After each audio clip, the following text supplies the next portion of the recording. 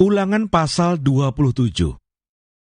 Batu peringatan dan mezbah di Gunung Ebal.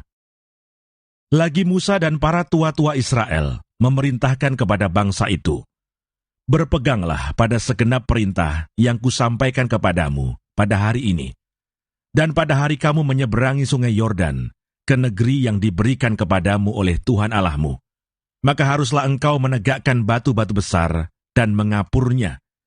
Lalu pada batu itu, haruslah kau tuliskan segala perkataan hukum Taurat ini.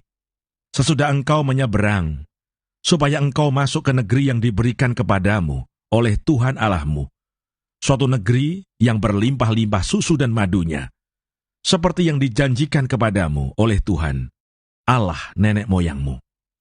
Dan sesudah kamu menyeberangi sungai Yordan, maka haruslah batu-batu itu yang telah kuperintahkan kepadamu pada hari ini, kamu tegakkan di Gunung Ebal dan kau kapuri. Juga haruslah kau dirikan di sana mezbah bagi Tuhan Allahmu, suatu mezbah dari batu yang tidak boleh kau olah dengan perkakas besi.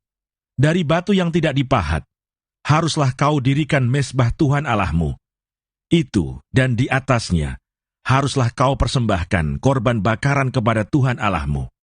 Juga haruslah engkau mempersembahkan korban keselamatan, memakannya di sana, dan bersukaria di hadapan Tuhan Allahmu.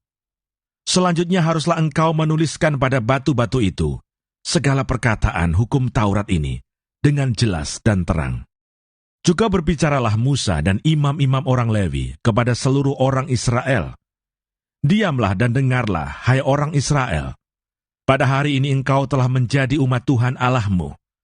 Sebab itu engkau harus mendengarkan suara Tuhan Allahmu dan melakukan perintah dan ketetapannya yang kusampaikan kepadamu pada hari ini."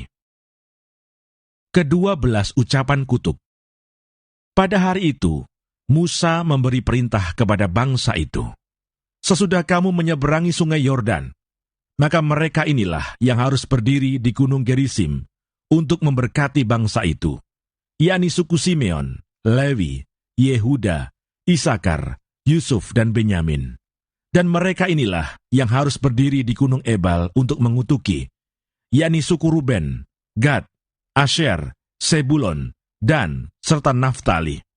Maka haruslah orang-orang Lewi mulai bicara dan mengatakan kepada seluruh orang Israel dengan suara nyaring, terkutuklah orang yang membuat patung pahatan atau patung tuangan, suatu kekejian bagi Tuhan, buatan tangan seorang tukang, dan yang mendirikannya dengan tersembunyi.